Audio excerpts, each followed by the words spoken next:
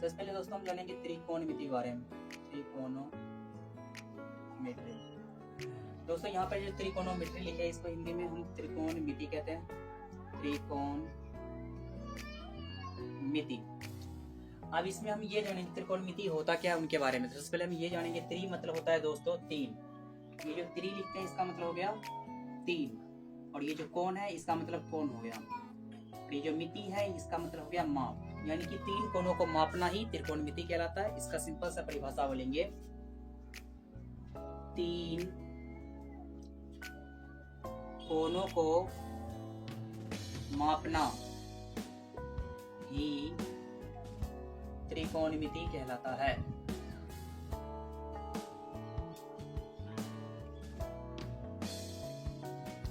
इस तरह दोस्तों इसका डेफिनेशन हो गया त्रिकोणमिति का। और त्रिकोणमिति का जो भी हम अध्ययन करते हैं तो मुख्य तौर पे जो होता है वो होता है समकोण त्रिभुज। इस तरह का जो त्रिभुज बनाते हैं समकोण त्रिभुज, इसका नाम ए बी सी।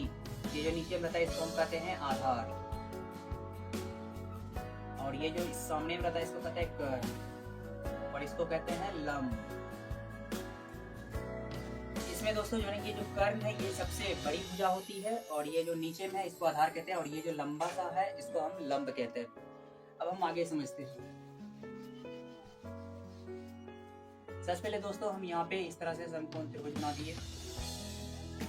इसका नाम ए बी और ये सी। इसको हम क्या बोले थे, आधार, इसको कर्ण, इसको लंब। अब इसका कुछ फॉर्मूला होता है दोस्तों, उनके बारे में जानते हैं फॉर्मूलों के बारे में। सबसे पहले लिखेंगे कर्ण बराबर √अंडर लंब का स्क्वायर प्लस आधार स्क्वायर। फिर हो जाएगा यहाँ पे आधार बराबर √अंडर कर्ण का होल स्क्वायर घटा आधार है, तो यहाँ पे हम लंब। फिर यहाँ पे लिखेंगे लंब बराबर √अंडर कर्ण का होल स्क्वायर माइनस आधार का होल स्क्वायर। ये जो फॉर्मूला लिखा है दोस्तों ये आप किसको कह सकते हैं, पाइथागोरस के प्रमेय होता है, जैसे कि a square plus B square बराबर सी स्क्वायर, यानी कि इस भुजा का स्क्वायर और इस भुजा का स्क्वायर जो है इसके बराबर होता है, उसको होता है पाइथागोरस प्रमेय, जो कि आप चैप्टर 6 में पढ़िए क्लास 10 में। ये जो लिखे दोस्तों कर्ण बराबर √अंडर लंब स्क्वायर प्लस में आधार स्क्वायर, यानी कर्ण का जब फॉर्मूला होगा तो लंब और आधार इन दोनों को जोड़ देंगे और इसका स्क्वायर कर देंगे। और जब आधार लिखेंगे तो सबसे पहले यहाँ पे मेन पॉइंट क्या है कि देखिए यहाँ पर भी कर्ण है और यहाँ पर भी कर्ण है, यानी कि हमको पहले कर्ण को लिखना होगा। जैसे यहाँ पे आधार है यहाँ पे हम लंब लिख देंगे, और यहाँ पे जैसे लंब है तो यहाँ पे कर्ण लिखे पहले, और यहाँ पे लंब है तो यहाँ पे आधार हम इस तरह से इसको दे देंगे और इसे लिखेंगे। ये था दोस्तों इसका बेसिक फॉर्मूला। अब और भी आगे का जो फॉर्मूला है उनके बारे में जानते हैं।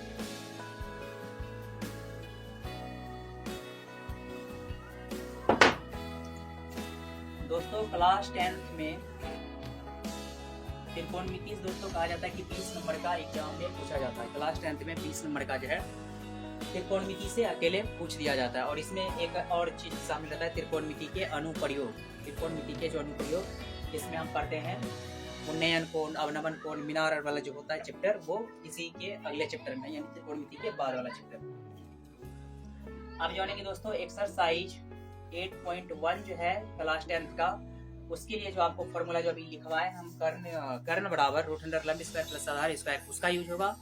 उनके साथ साथ यहाँ पे आप देख सकते हैं जैसे साइन थीटा बराबर लंब बटे कर्ण, कॉस थीटा बराबर आधार बटे कर्ण, टेन थीटा बराबर लंब बटे आधार। साइन का उल्टा दोस्तों यहाँ पे हम लिखेंगे कोसेक थीटा कर्ण बटे लंब, यानी कि उल्टा कर देंगे, सिर्फ इसको ऊपर उसको नीचे कर देंगे। कॉस का उल्टा यहाँ पर जाएगा सेक थीटा कर्ण बटे आधार।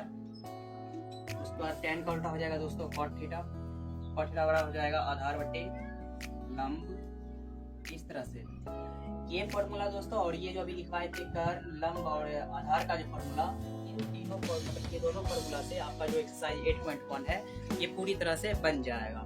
इसको उसमें जो भी क्वेश्चन है दोस्तों हम उस क्वेश्चन को भी एक क्वेश्चन भी करवा के दिखाते हैं आपको।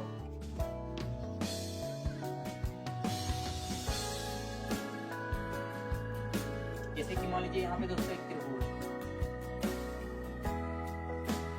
यहाँ पे मान लीजिए 3 है, ये 4 है, ये A B और ये C है। सबसे पहले तो आपको ये निकालना होगा। सबसे पहले यहाँ पे आपको इस तरह से बोल देंगे क्वेश्चन में साइन थीटा निकाल लें, कॉस थीटा निकाल लें, टेन थीटा निकाल लें, इस तरह से दे दिए। अब इसको निकालेंगे कैसे? साइन थीटा बराबर क्या होता है? लंब बटे कर्ल। साइन थीटा का जो फॉर्मूला आता है इस तरह से, उसमें क्या लिखते हैं? लंब बटे कर्ल, लंब बटे कर्ल। हम यहाँ पे देखेंगे तो लंब का मान है, लेकिन कर्ण का मान हमको पता नहीं है, इसलिए हमें सबसे पहले कर्ण का मान निकालना होगा। तो कर्ण का मान निकालने के लिए जो हम फॉर्मूला लिखवाए थे, कर्ण बराबर रूट अंडर लंब का स्क्वायर प्लस में आधार का होल स्क्वायर। ये हो जाएगा रूट अंडर लंब का मान कितना है दोस्तों? 3, और ये हो जाएगा 3 का स्क्वायर प्लस में 4 का होल स्क्वायर। इसमें हम लिखेंगे 3 का स्क्वायर हो जाएगा 9 प्लस में 4 का 16, और 16 हो जाएगा दोस्तों 25, और 25 का जो वर्गमूल होगा ये 5, और इसके बगल में सेंटीमीटर अगर जोड़ देंगे 5 सेंटीमीटर हो जाएगा। यहाँ पे लिखेंगे 5। अब हम पहला क्वेश्चन क्या बोले हैं? Sine theta. साइन थीटा बराबर क्या होता है? लंब बटे कर्ल, लंब बटे कर्ल। सिंपल से हम देखेंगे लंब कितना है? 3, तो 3 लिखेंगे, और कर्ल इसको कहते हैं, और कर्ल का मान आया है 5। इसको इस तरह से लिखेंगे, ये हो गया 3 बटे 5, ये हो गया इसका आंसर। आप इस तरह से बनाइएगा और आपको जो है 2 अंक मिल जाएगा। सेकंड पॉइंट आता है इसमें कॉस्ट बराबर। कॉस्ट बराबर होगा आधार बटे कर्ल। आधार का मान है 4 और कर्ण का मान है 5, इस तरह से। और टेन थीटा बराबर होता है लंब बटे आधार, टेन थीटा बराबर लंब बटे आधार। तो लंब का जो मान है दोस्तों वो है 3 और आधार का मान है 4, इस तरह से 3 बटे 4 हो गया इसका आंसर। इस तरह से दोस्तों अगर आप बनाते हैं तो आपको आसानी से 2 बोर्ड एग्जाम में मिल जाएंगे।